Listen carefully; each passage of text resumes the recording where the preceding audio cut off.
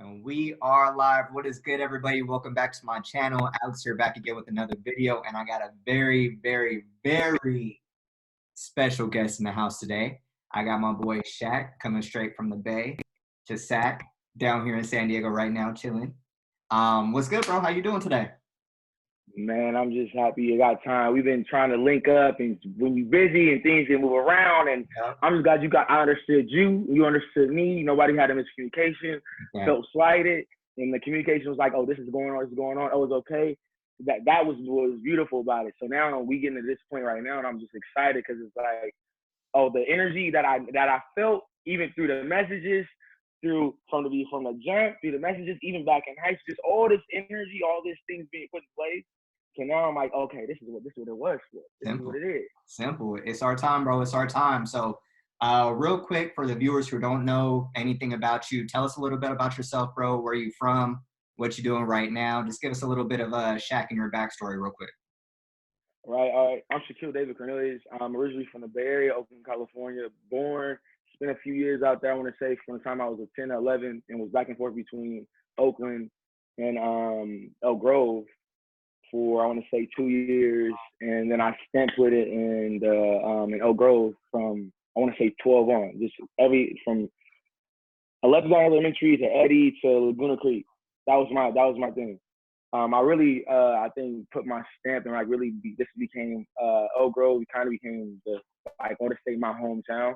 So when people ask me, even when I was in college, where you went to school at, or like where you're from, like I'm from Elk Grove. And I'm from the Bay, but Elk Grove first and foremost, because once you get to out of those primary years, once you get older, it's kind of gonna be like, I only remember when I was in probably middle school or high school. You know what I mean? So on everything, don't get me wrong, my ties to the Bay is still strong. It's just the fact that I'm gonna keep it a band always.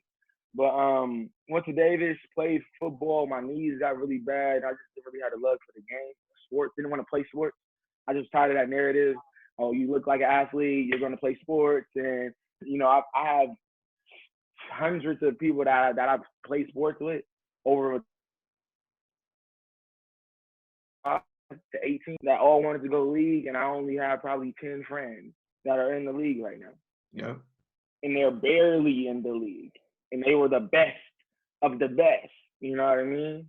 And if they did, they got a year in the league. And we don't even know what happened to their bodies and their minds when they got to that point. So, I really was on this, like, I want to really see what I can do. I was taking chemistry. Chemistry was my thing. Oh, it still is my thing. But it was just like, it was dull. I like to be able to be creative. And I think growing up for the Bay and that nurturing the creativity and be imagining and seeing all these great people and seeing names of people on these museums and libraries and all this art. Like, I was learning about Asian history, Train the Tears, all this stuff people was learning in college. Mm-hmm. I learned that. And in kindergarten, first grade, second grade, shout outs to King Douglas College Preparatory School, alum, the private school I went to, like they really just was feeding us information. Like, if you were a child and you were just interested, like they were just giving you a book. Here you go. But I got into business, which was my first company, Rugged Activewear, and I went from being a marketing intern to head of marketing to president in a month and a half time. Just like, right now to this day, I have the contract of them sitting into me, of just me to be able to see Shaquille, Cornelious, Rugged Activewear, founder, blah blah blah. You are now the president. These are terms and agreements. This is when I start understanding how to read paperwork and understand like what these terminology means, because it's an educational gap. And now, like, I've always tutored, even back in high school, middle school. So now Tap and Tutoring has come and has become, like, I want to say compilation of, like, I think my chapter of me, closing the chapter of my adolescence of me being from Oakland, Elk Grove, and going to Davis, and then the compilation of all that. So closing that as a sense of, like, I've done it, and it's now taking all the good, bad, the ugly, and putting it into something that I know is going to nourish the community. And not saying just one community, one ethnic group. It's like everybody can benefit from this. So much shit I have cooking up about it that I by the end of June. But yeah, that's what it is. If y'all don't know, that's me. Everybody call me Shaq. We don't, you know what I mean? But that's it. Bro, that's dope, dog. Like pretty much your whole layout, because I got to see you grow mostly just in high school. And yeah, I know you just pretty much just a lot. I didn't even know that you really locked in into education like that. Like we all saw you at least from the outside just as okay, this is Shaq. Like he played basketball, he played football. Yeah, he got a scholarship to UC Davis, but that's probably just for sports. Like a lot of people really don't realize like just how in tune with education you are. And so kind of just talk about that, bro. Like where did your love from learning really come from? Like did that kind of just come with age or were you always like that just as a kid? Like talk about that a little bit. I'm gonna give you a funny story, right? So growing up, like my mom and my dad have a age gap, right? Like 10-year age gap. Mm-hmm. So my mom had me at 22. So when she was in college and shit. My dad is 30 some years old. Career, hold a shit construction company. My mom, my dad already has, before me, has had already, my dad's almost about to be in his 40s. Like 30 years, probably 40. Mm-hmm. She just, like, so I would learn everything from my grandmother, like just the community things and just like how to be objective about things, because a lot of times people judge and don't really understand the totality of the situation. And that was something I really got from her, just like giving back, like giving without expecting anything in return, like giving knowing someone's gonna try to take advantage of you, but you know that they need you more than you need your pride or your ego to be like, you need me, I don't need you, and I know you've been doing this, so I'm gonna cut you off. Because at the end of the day, they're doing it on the sake of they don't know what support is, what love is. They're expecting you to get over on them in some way or another, to the point where they're like, I'm gonna do it before they do it to me. I'm gonna get everything. I'm gonna use you before you use me, and I'm gonna try to use you as much as I can. So when we're not talking or we're not in communication no more, that at least I feel like I'm up. Yeah. But my mom was really strict on it. She was like, well, if you're gonna play sports, you better be doing well in school. And if you can do well in sports, you can do well in school. If you do well in school, you better be able to do both. There was this duality that it was just not even just in like just me and me, but just how I was seen from outside looking in too. Not in the Bay so much, but once I left out of the Bay Area, because diversity is the more inland you go, the less color you see as you go inland. Yeah.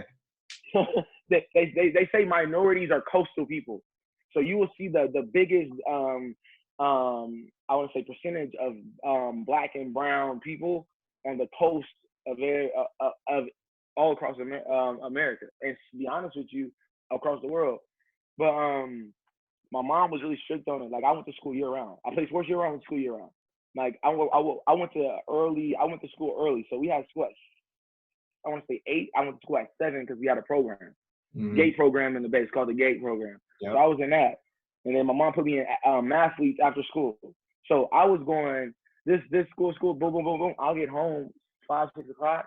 Oh, it's practice. Yep. So we got practice. And this is when I was like 5, 6 years old. So we're doing that to the point where by the time I'm 10 years old, I'm in that. This is like a routine. Yep. You know what I mean? So she was, I had to read books. She made us do book reports in the summer. Like, my mom had flashcards. She had us doing typing games. Like, she was, like, on us. Like, my mom was like, if you don't get an A, there's a problem. That was it. It was. She's like, why is this B here? I said, I got a 3.75. She's like, why is this a B minus? I'm expecting you to get the 4.0. Right. I'm not even worried about the B. But the B minus is so close to a C plus. What were you doing in that class? Did you need help? Why didn't you tell me? She just moved on another level. Yep. Like the expectations, people were like, you expect a lot from me. She's like, if I don't expect a lot.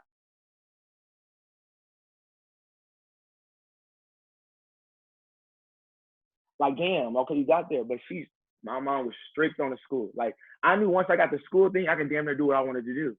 If my grades are good, but then she was on the behavior thing, and that was my problem. My problem was the behavior. Oh, it wasn't the school. It would be A, unsatisfactory behavior. Shaquille is talkative. And at the time, ADHD, this is like 04, 05. Like, they're not diagnosing you.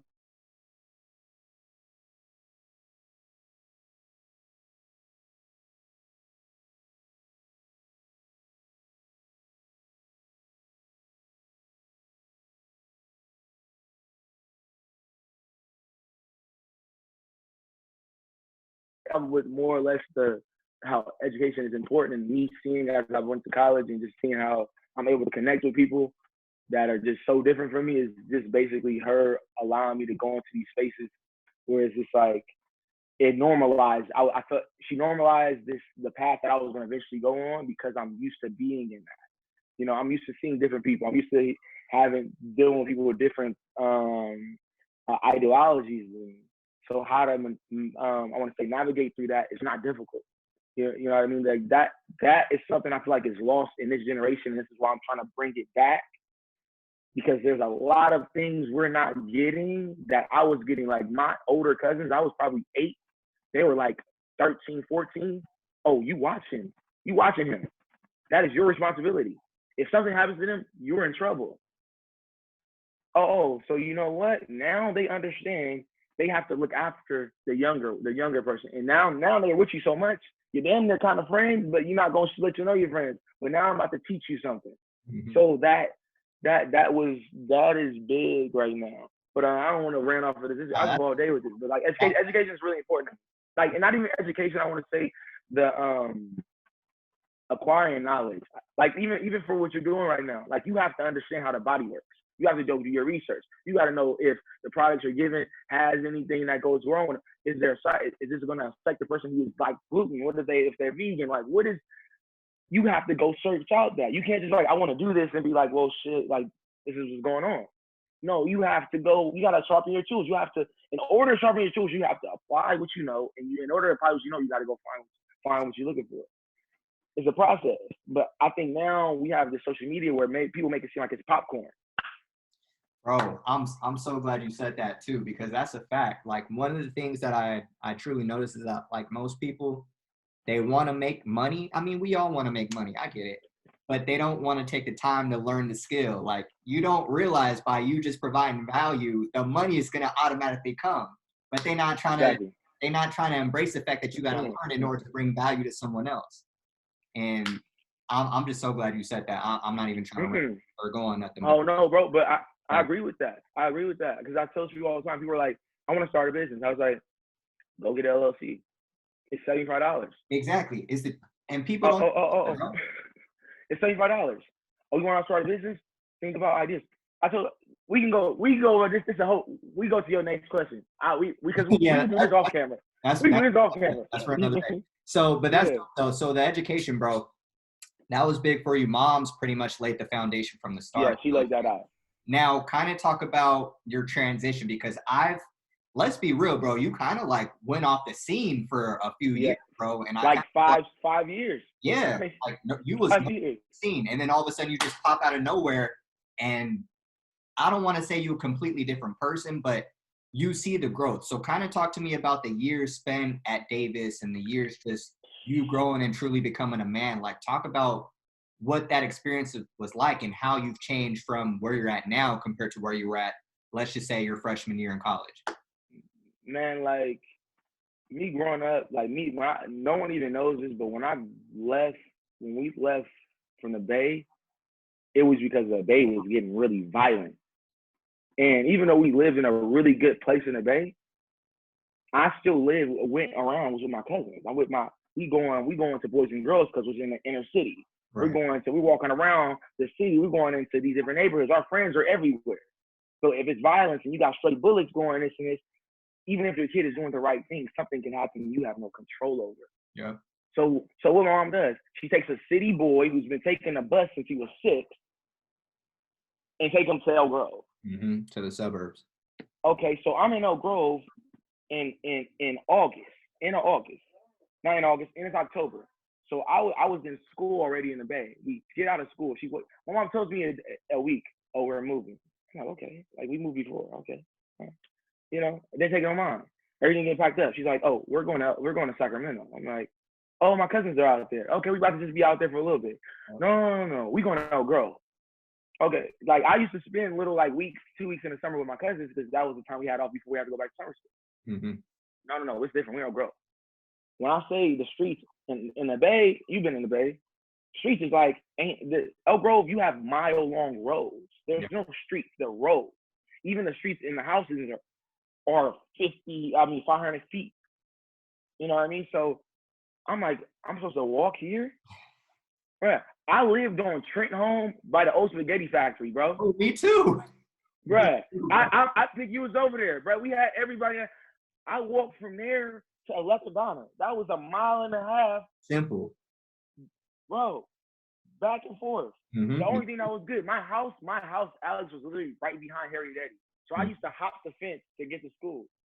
So that was probably the best little thing. And then on top of that, when I finally moved, I had to ride. I moved over by where the Sprouts was at, where I used to work at the Sprouts. Yep. I walked from Bungalow Way to that was an easier walk though. I'm not gonna lie. That high school walk was easy. Being like 10 years old, walking a mile, bro, and you're going to school. I remember it rained so hard one day, bro. And I'm used to in the Bay, you got an umbrella. You don't really need it. It's not pouring. Bro, I walked. I got rained on so bad. My umbrella pushed up to the top. Bro, I damn near wanted to cry. And I probably did, bro. Because you know when life is just hitting you so hard from every direction. Yep. I woke up late. I get up out there. I just have a sweatshirt on. I have my thing. The shit going over. My jeans are drenched. And I got to sit in school for 8 hours. And my mom's not about to cut off work because she has to work. So I'm about to be in these wet clothes for 8 hours. Yeah. It's man, it's crazy. It's crazy.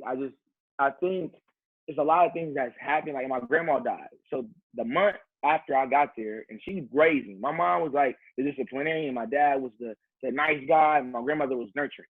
So I got a little 3 elements. And my mom, we spoke. I was a quiet kid, so we spoke when I needed to. How you doing? I'm good.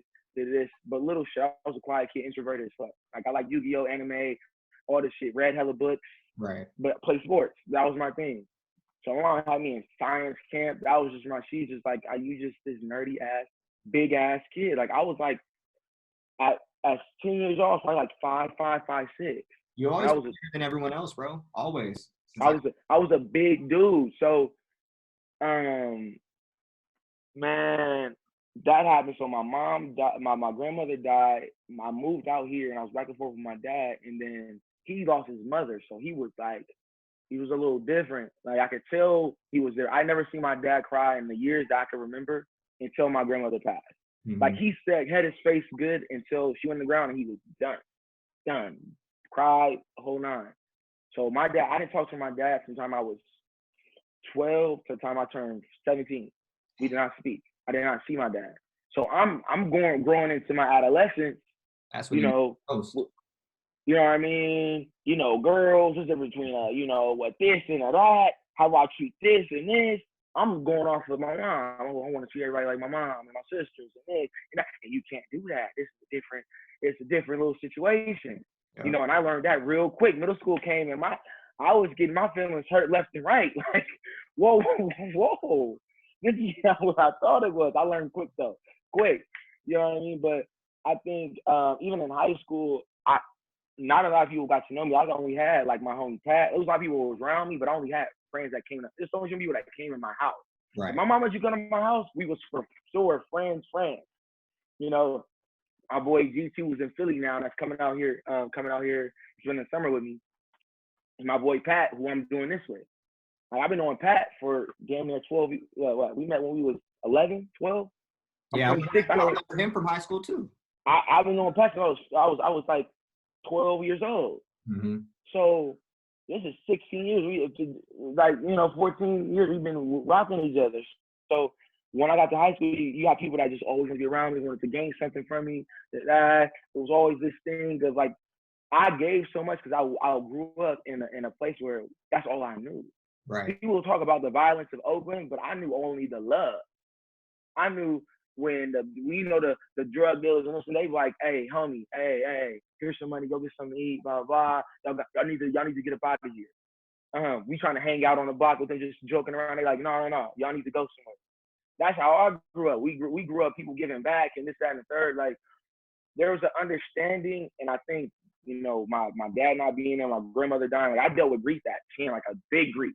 Like some people don't like kids. If my grandmother died when I was 6, I wouldn't have understood it. I didn't have her around me that long. Right. But for me, 5 years of being with somebody, that's like dating. Yeah. You've been with your lady for a long time. You know what I mean? If something was bothering ever that would hit you a different way, you know what I mean? Yeah. And on top of that, I'm in my early impressionable years, so she has imprinted. She damn near was like mom to me. Right. You know what I mean? My mom was like my just drill sergeant, but I was my mother, but it was a different thing. I respected her. Mm-hmm. I didn't like my mom because she was strict, but I loved my mom. I loved and liked my grandmother. It was like I slept in the bed with her until I was 7. Man, when I came to her house, I was in the bed right next to her. Right. You know what I mean? So, it's just that happened with me not having my dad around, me going through just understanding, like, and me being black. Like, I didn't look like it'd be different if I was this small kid. Like, I was always a big ass kid growing up. I'm glad you said that. Actually, I want you to touch on that, especially at Davis, bro, because I'm sure that's something totally new for you. No, the Davis thing, like elementary school was weird because literally, like Donna, like it wasn't too many. It was probably in that whole school, probably 20 of us. Yeah. 20 to 30 of us, and it's probably 500 kids. Mm-hmm. Like I've seen, it was like we had 3-4 different tracks: A track, B track, C track, D, 4.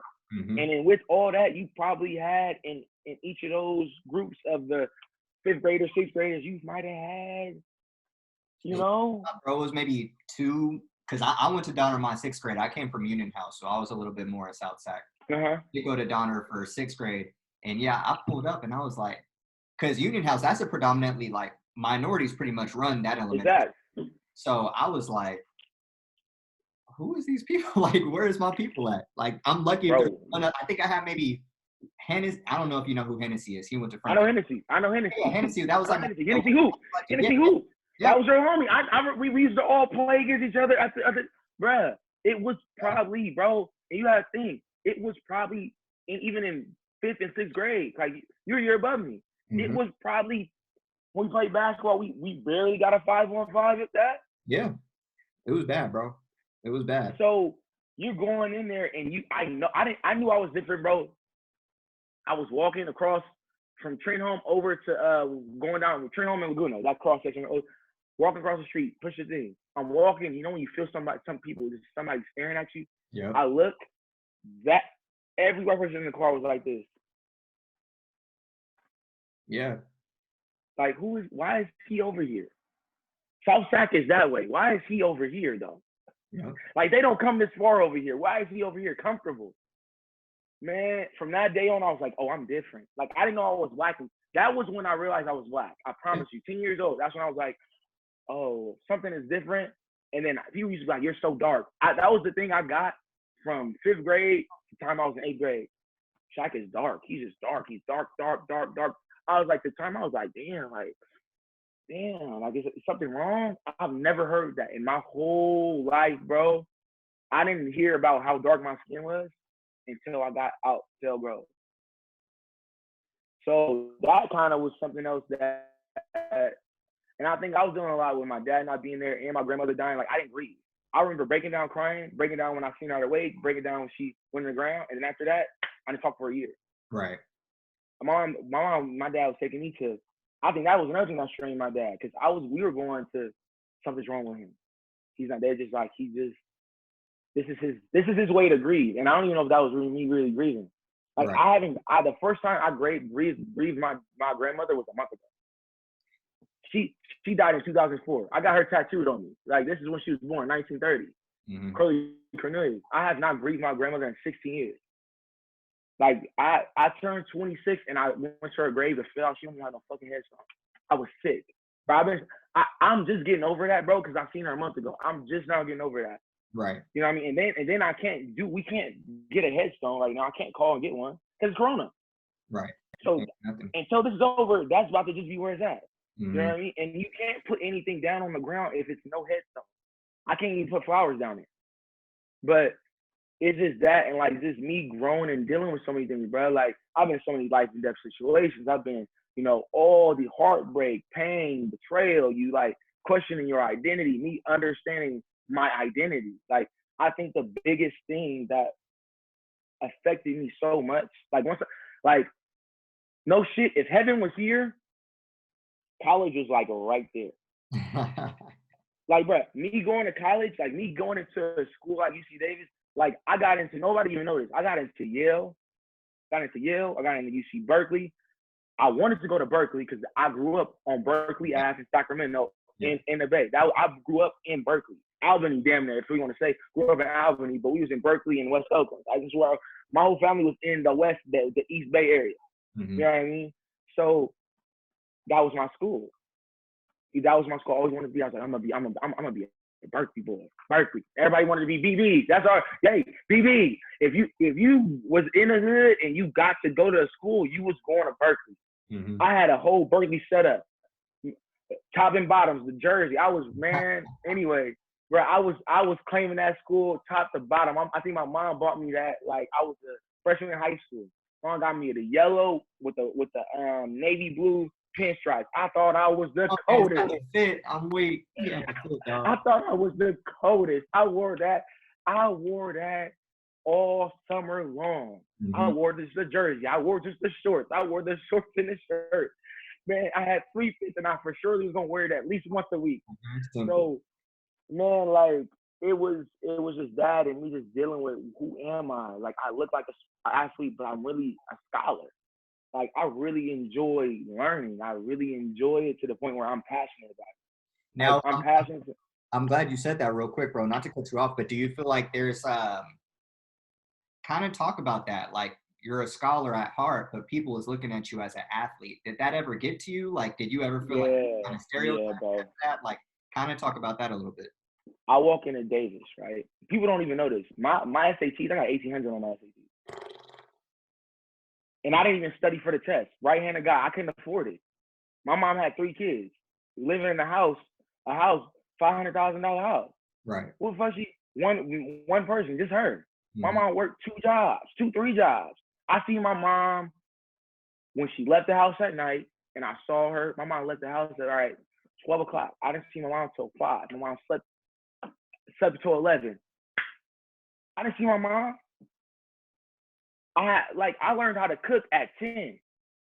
I've been cooking since I was seniors. Like the thing that's the problem is I always had people have this idea of who I was and never spoke to me. Right. Never spoke to me, have never been in a real conversation with me and had an idea of who I was based on what someone said when they were mad or whatever. No one has sat in. There's only a few people anyway who has even been around me that knows me. I just start allowing myself to open up. I was the type, because of me being introverted, I didn't want any attention. Right. I didn't want to be the best player or nothing. I just want to be really good enough to get in school. Like I had academic scholarships, crazy, but I was like, I want to be good enough so people can see me. I'm really good at school, but I really want to do this school shit. So I'm about to leverage that I'm an athlete and I can play. Right. Because I really was done with sports. I told my mom after I finished basketball and we finished track, I said, right in the middle of track, that's when I signed my letter of intent. But so my mom, after basketball season, I was like, I'm not playing sports in college. I'm done. I've been doing this 13 years now. I am done. Like, I'm not doing this no more. Like, And then, mom always wanted me to play football. Mom, I had to play the choice. I played football for 2 years, from 5, 6, and 7. 3, damn near 3 years.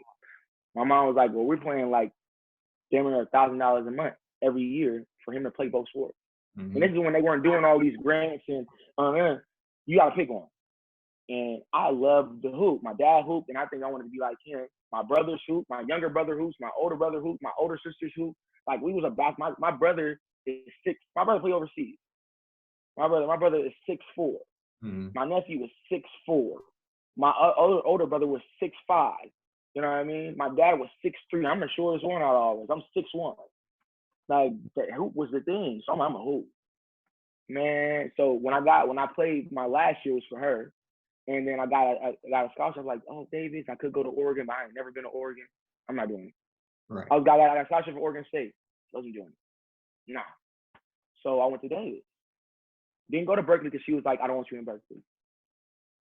So I'm walking on campus. I walk on campus. We go into the Fire Lecture Hall. I go in there. I'm sitting down, bro. When I walked in there, I'm telling you, we had the Asian population, the white population, the Indian population, and it's probably in a 500-person lecture hall. Yeah. 5 Black people. I believe it. And when I say Black people, I mean like not from parents migrated here and they first generation here and they don't really speak English and the slang and they don't know the music like that. I'm talking about if we go that, it was 2 of us. Yep. And I don't know him, he don't know me. And at the end of the day, I'm at this point, I don't really trust people. So you know what? I ain't about to really deal with you like that, bro. Mm-hmm. If you don't speak to me, I ain't gonna speak to you, but I'll give you to this. Yep. We can be cordial when I mess with you. So it's like, so when I told you I was a chemistry major going to the football practice, like, they're like, you chemistry major? Why are you doing that? I was like, because I'm good at it.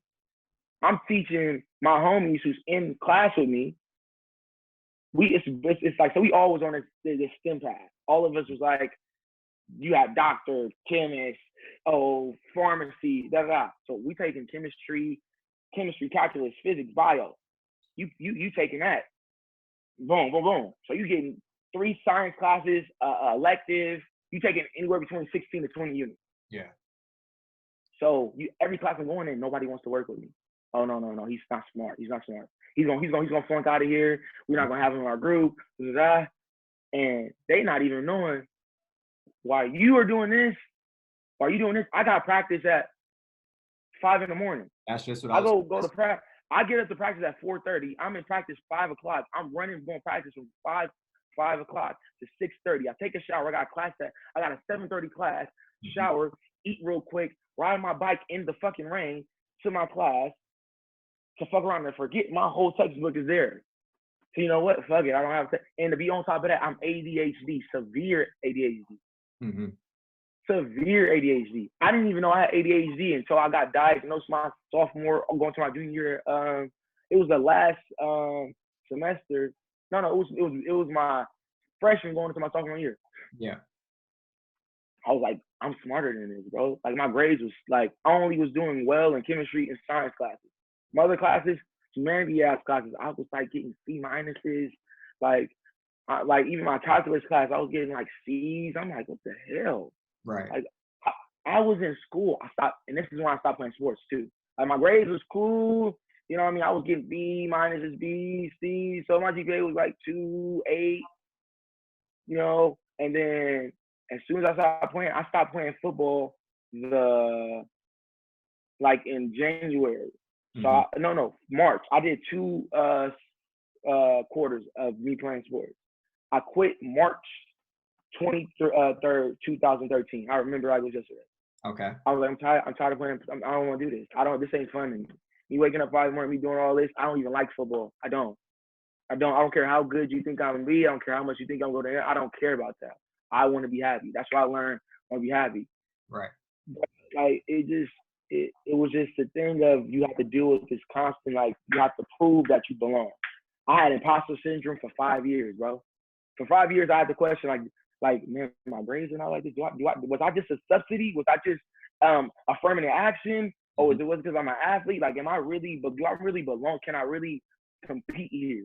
Is this just not my arena? Was this just high school was easy, even though Elk Grove was one of the best school districts in the country? Right. I'm like, this is facade. I was like, I don't think I could do it. To the point where I was like, I damn near thought about just like taking a year off of school. Like I was so uncomfortable there, bro. Like I thought Sac was country, and I got to Davis like this is not it. Totally different. Not it. Yeah, bro. The identity thing is like the biggest thing I can go on. Like mental health and identity is like the 2 biggest things that's probably gotten me to like.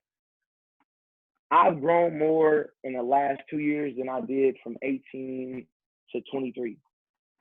So let's talk about that real quick because we're gonna wrap this up in a little bit. But talk about that. So what year did you graduate from Davis? Was that 17?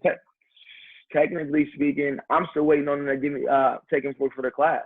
So I'm damn near done. Like their class is like, Let's say that then. look, What was your semester? My last semester and me being there was 2019. 29. Okay, so about a year, Winter. year and a half, give or take. So year and a half, almost two.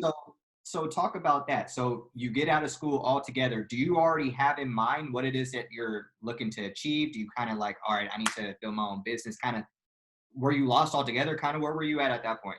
Bruh, like, so 2008, 17, I was just like, I realized chemistry is cool, but I don't know what to do with it. Like, I don't want to be in a lab. I've been interning since I was a freshman. So like, I understood the game. Like, you need an intern, but I wasn't getting interns because my GPA was at 2.8. Right. You know what I mean? I damn near failed. I almost got kicked out of school my first year in school because I was so depressed being there. I want to be home. I'm like, I don't even want to go here. Mm-hmm. If it wasn't for my brother George, like we've been rocking for damn near 10 years now, I would have left and went to Berkeley. Right. I was about to transfer. I was getting my grades right. I was to transfer to Berkeley my sophomore year. He's like, bro, don't leave me here. I'm from LA. You're the only person I mess with. Right. Those 10 to 12 words is why I stayed in Davis. And I did that. Like, it's just so many things happened in this time where it was like, I knew something was wrong. I knew something was wrong with me in the sense of like, I was detachment issues for things. Like, I just very detached. Like, I was always good. When people asked me how I was doing, I was like, I'm good. Right. I'm good. I didn't have time to be sad. I didn't have time to worry about all that. There was a mission. The mission is to do everything you can to make sure you take care of your family. Okay? You're not going to do this, the NFL, NBA route. You know what I mean? You're not going to use your body to do it. We need to get this degree. We need to get this as fast as possible. We need to get this job. We need to do this, and go. That was the mission. And I put so much pressure on myself at 18, 19 years old. And when it would start not going like I wanted to and things start, I can say this, things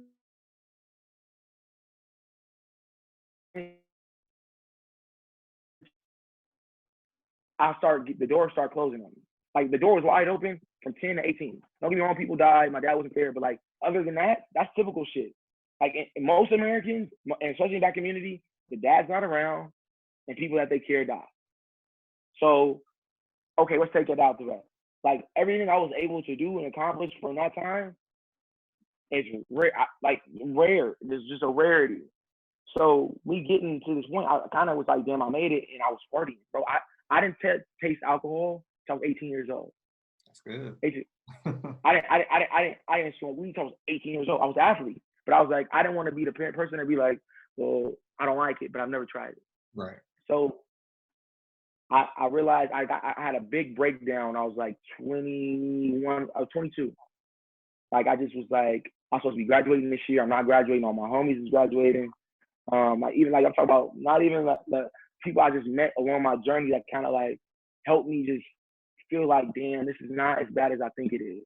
Right. Like, from every race, every ethnic group, just cultures. It was just people just really like was good to me. You know what I mean? It was like this narrative that white people were bad kind of start lingering from me. I had to start questioning me. Like, you know, there's good and bad people everywhere. You know what I mean? Like, you can't really prescribe that to one ethnic group. So I was just in this point where I was like, something's wrong. Like, I'm detached from, my relationships are falling apart. Like, I'm not able to emotionally get there. I can see it. I'm like, in movies, when the girl tells him she loves him, he gives her flowers. He tells he wants to be with her. His thought is like, all I'm thinking about is this: I need to get this money and I need to handle this business. Right. You are a distraction right now. So when I have free time, I will maybe give it to you, or I'm gonna be by myself. I don't want to talk. I don't want to be bothered. It became, everything is business. Everything was. I don't even know when I didn't even, my mom, the first time I've ever was asked about if I was happy, I was 24 years old. Right. And that was after I went through 2 streams of being depressed, bro. Like, my first time going to psychologist was probably last year. And I'm glad you said that, though, because a lot of people, for one, are so caught up in themselves and what they got going on in their own lives that they don't ask you what's going on. Are you really okay? And two, just for everybody who's listening, like we all go through mental health. We all got our own issues. I'm 26, about to be 27. I still got issues that I'm dealing with on the inside. But Exactly. if you don't go within, if you don't try to take the time to find the help, and I'm glad that you talking on that, and we'll let you get back to that. But just everybody listening, like it don't matter if you 15 watching this, you 20, you 40, you 50, you're Facts. going through something, and you do need to go within. You need to find out what's wrong with you. Not that there's anything wrong with you, but you definitely do need to find out what's wrong. Go within. Try to find a counselor. Try to meditate. Like, don't be afraid to reach out for help. Basically. So I'm just glad you mentioned that because a lot of people. Yeah. Go ahead. Like it really. When I went in, he was just like, I told him everything. Like I got suspended when I had 2 more classes left at Davis. Mm-hmm. And I got suspended because I called out my TA. I was like, "You are negligent. You lost my homework twice." I learned like going into. I was like 23, about to be 24. I was like, I'm going to start doing everything that's going to transcend my life. If the people if the people I'm meeting, the things I'm doing is not making me better or not making me feel good, I'm not doing it. Don't get me wrong. I might relapse and was like comfort. It's comfort in your. It's comfort in your shit. It's Yeah. comfort being in the shit because you know it. You know what it's gonna look like. You know the end goal. To do anything outside of what you know is scary. So you know what? You're gonna most likely fall back into what you used to do because your body is fighting something. It's like getting a virus. The virus is in your system. Your body takes it in and then spews it out. Same thing when you're trying to grow. You're gonna take it in, and you might have, and then you're gonna have a time where you're like, this is getting too hard. I don't really want to do this. I'm uncomfortable. I'll pick it up later. Like a book. I was into it, but I ain't into the book no more. Mm-hmm. You know what I mean? It's one of those things, a mindset. So I finally was just like, yo, something's not right, and I'm tired of feeling like I got this void. Like this chip was on my shoulder that I've been holding on to for the last 14 years. It's on me. I ain't get it off me. Right. I get there, and he's just like, the amount of trauma you're dealing with. Like, dude, I used to wake up and I used to wake up in like shakes, bro. Like I had night terrors bad. Like I just got over my night terrors this past year. Like I had bad night terrors. Like people will ask me why I smoke a lot of weed. Like I don't like Adderall. I don't like Ritalin. I don't like this. I'm a chemist. I know what's in those things. Mm-hmm. Our bodies are homeostasis. Like we are naturally. It's so many other things that are grown naturally that can help you than taking a pill that is man-made. We don't know how it's going to affect us until afterwards. Like everybody thought Botox, the blood was good, and then now it's like everybody's like smoking cigarettes. Okay, everybody's talking about breeding red meat. All that's good, and variation is good, but over time, you either get addicted or your body just a point like, if you don't give me that, I'm going to break down. Right. Your body's going. So he was like, I don't know how he was able to self-medicate this. The amount of trauma I was in was equivalent if I went to war. Mm-hmm. The amount when they diagnosed me, the amount of trauma I had was like I went off to a sting and in war over in the Middle East and came.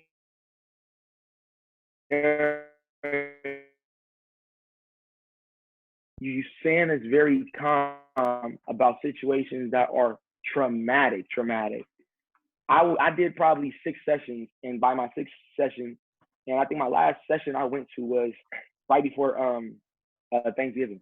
Mm-hmm. I haven't seen my psychologist. I still got his card. He says, call me anytime.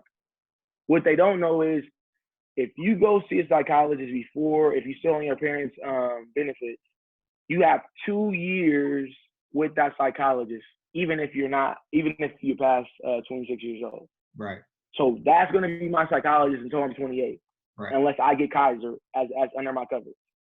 You know what I mean? So that situation is important. It's important to get to the root. I think a lot of problems that's on with us is like we see things, we simplify very complicated things because it's easy to generalize, put things in categories, You know what I mean? Like this. I associate watching TV being lazy. However, that person could have done so much throughout the day that this is how they relax. Right. You don't know the background. I didn't know the background of my trauma. I just knew that this is why I felt. Mm-hmm. And now I needed somebody to connect the dots to the point where I'm like, I know. Back and I was hitting people and was like, I'm sorry. I was fucked up. Right. Like, I didn't know I was. I thought that was okay, and it wasn't. And it's a thing of, I'm going to say this, and I'm going to really have it, and it's going to be on one of our shirts. It's like, unlearn, relearn, evolve. Simple. That's it. Simple. That's it, bro. That's it. And I'm glad that you're overcoming that. I'm glad you're taking the proper steps to get in the right mental mindset. A lot of people really do need to take some type of action with that. We're gonna go ahead and leave it with this. I want you to go ahead and talk to everybody about what is tap-in tutoring. Let's start with that. What is tap-in tutoring, bro? Man, tap-in tutoring is for everybody, and when I say everybody, it's really for the have-nots. It's really for people who feel like it's a community. It's a community. I remember in church, they'd be like, come as you are. And that it wasn't really come as you are. Right. It was like, we got dress code.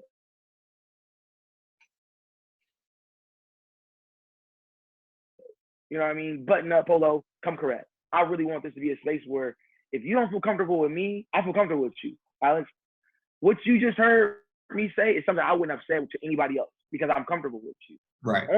Everything that is said today is not common knowledge, and you the only person that knows it. Besides people that are with me, close to me. Right. Because I don't have shame in my life, so I don't have any fear of what people will say about whatever I'm telling them. Mm-hmm. I live in a different, the space like that. But tap-in tutoring is for the alienated, the outcast, the lost, the people who feel like I'm a lost cause and I'm just whatever they said I was and I am. Like, life is so long, and whatever you was when you was 20 is not who you're gonna be when you're 30. Whatever you was last year is not gonna be you are today. If you're not good at math, you weren't good at math at that point in time. Whoever taught it to you to teach it the way you need to digest it. Right. You don't know you're not good with money. You don't know how to be good with money because we haven't put it in a sense of things that you value. Mm-hmm. If you value going on trips, you're gonna learn how to budget your money so you can go on the trip you want to go on. You're learning how to budget your money now. It's ways we're not applying learning to people. We're putting people into these learning systems and forcing them to adapt and to force them to change and adapt to a system that is old. My grandparents were doing the same stuff I was doing now. Outside of Common Core, the new math, that is the only new thing we're doing.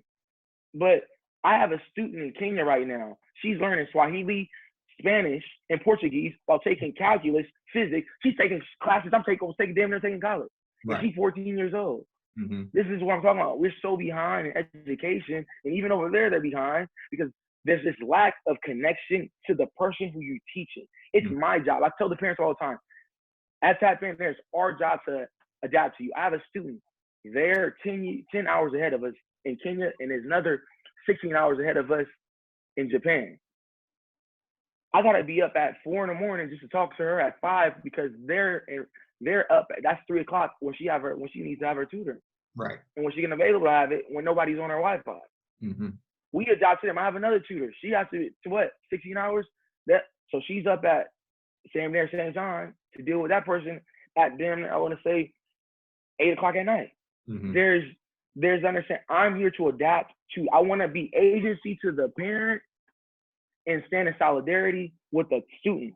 I need to know if you're a visual learner, auditory learner, kinesthetic learner. Do you like to touch in order for you to learn? Are you visual for you to learn? Are you a person that just needs to hear me say it and you'll learn it? And you just need to sharpen your tools. So now I have a curriculum I'm going to send to you so they can be ahead of the game for next year.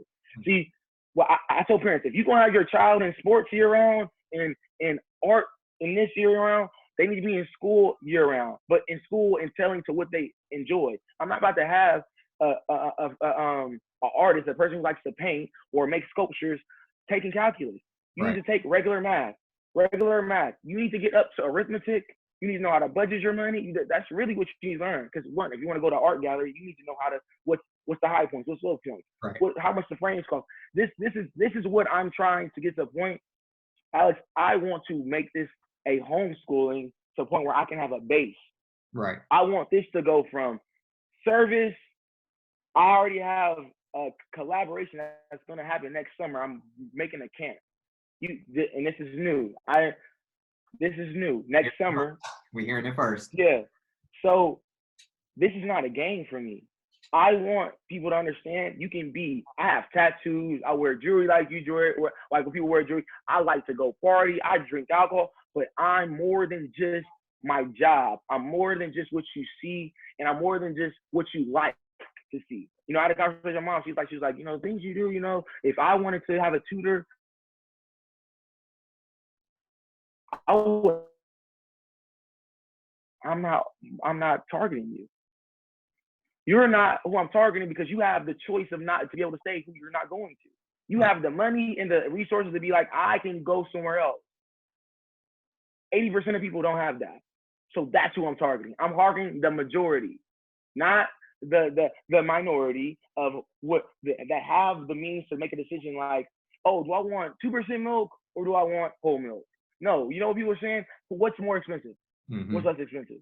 It's like that. So, and I want kids to feel comfortable. A lot of times I've learned that when I connected to my students, I went from a student I was getting all S in a 2-month span, went from all S to A's and B's. How does that happen? What is he went from, they were saying he was a disruptive student, he's not focused, we don't know, we're gonna send him to extended school, all this, to he in honor roll now. So what am I doing that you're not doing? You actually believed in him, bro. You actually talked to him like a regular person. You found out what he likes. What's his hobbies? What's your favorite music? Where do you prefer to learn at? Do you like being in the house when you're doing your work? Do you not? What do you like to do? Oh, do you like this type of music? I'm learning about the music that these kids are listening to. And I'm like, oh, I like it. I'm about to buy this in the car. Mm-hmm.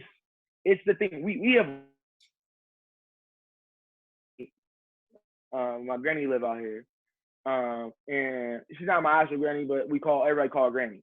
So she's like, I said, you have transitional wisdom, which means transgenerational wisdom, which means the information you can give is going to work for people that's your age, that's younger, that's older, that's decades behind you, because you have the ability to give out information in a way it's going to connect to whoever you're talking to at that period of time. Right. And that's important. That is what's important. But yeah, bro, like I want this to be a movement, bro. This is not just a thing to be led. This is not this.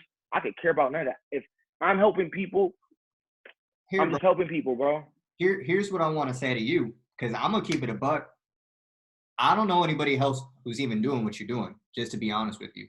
I don't know anybody who even just coming out of school really just even has that mindset, like, how can I help the youth? Well, obviously people want to help the youth, but how can I really empower the youth? How can I show them that education is important? How can I show them that it is cool to go to school? It is cool to get good grades. You ain't just got to be a hooper, a football player, a rapper. Like it's cool for you to actually be into chemistry. It's cool for you to want to learn more about calculus. Like, I feel like we need more people really taking that route and showing the youth that there's another way than just being an entertainer. So I really do respect what you got going on for yourself, bro. And like just everything you mentioned, just as far as your whole childhood, just your upbringing. Yeah, appreciate you. Like everything that you're doing right now is because you did grow up the way you did, bro. And that's why I tell people, don't be ashamed of how you grew up, the experiences you had, the good and the bad, because those are shaping you for the man and woman that you're becoming today. Simple. So I'm gonna wrap it up with this, bro. Go ahead and let me know where we could find you at. What's your Instagram, Facebook? Facts. Where you at, bro? Man, I really want y'all, forget all my socials. I want y'all to go to Tap In Tutoring. We're on Facebook. We got a Facebook page. You can reach us on that. You can reach us on Tap In Tutoring IG. You can meet us at Tap In Tutoring Services on Twitter. Those are the three. We have an email. The email is tapintutoring@gmail.com. We have free tutoring tomorrow. We have free tutoring Thursday, 3 to 5. It's free. Just come. Even if you don't, let's say you don't even do that. Please just scan the barcode, put your information in so I can reach out to you and figure out how can we help.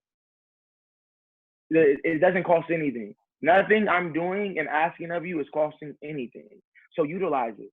It's free. Because it's going to get to the point where I can't do this no more. I can't just specify a certain group of people and be like, this is for you. Yep. Here you go. Because when all this come around, they're going to be like this. Hey, policy this. Are you discriminating towards this, and this, and this? What about in this group, and this group, and this group? Mm-hmm. I'm only trying to do what I can. I want people to understand when they try to say that people are not helping the community, you're just late to the party. So now they can't do what they're doing because they weren't as small as they was before. When it can just move like that. Once eyes start getting moving, they're watching every move, and you're like, oh, they're going to check this. So anyway. Please, if you can, go ahead and reach out to Shaq. Go ahead and check it out. Like he's doing something amazing for the community. Y'all do not want to miss this. So Shaq, I appreciate you coming on today. We're gonna get you back on soon, bro. We're gonna try to get these going. Maybe we're gonna get back on, man. We're gonna do it. We're gonna do it. So we gotta make this a little, you know what I mean, more often. Let's do it, bro. Let's do it. We work well. This is a bounce, bro. I'm saying we gonna talk offline. We gonna line this up, bro, because I'm gonna be out in San Diego a lot. The only thing, chill out, and we can really be face to face with it. Let's do it. So again, man, everybody just give a lot of love for Alex, man. He's always been down, chill person. Really, just you got people like people that's just good people. That I've never heard anything bad about ever. He's one of those guys. He's one of those guys that usually, when everybody universally is just like, that's a good dude.